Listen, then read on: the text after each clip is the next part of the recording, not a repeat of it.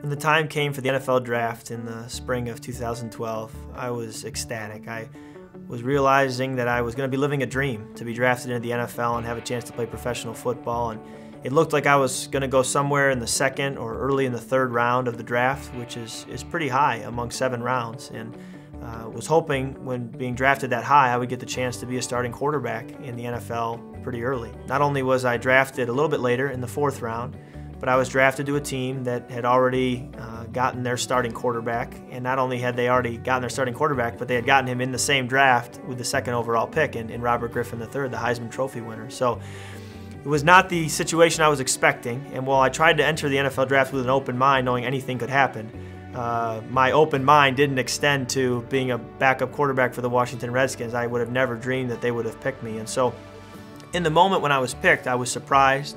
I was a little disappointed with my situation, but felt like the likelihood of being drafted to the Redskins was so low and it was so unlikely that God had to be involved.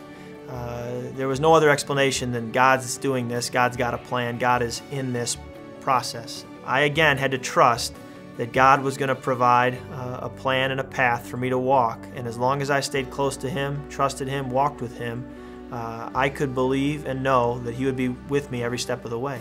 And now, looking back after a season has been completed with the Redskins, I can see how God's hand has been on this process and how He's been able to put me in a good situation to hopefully have a very successful NFL career going forward.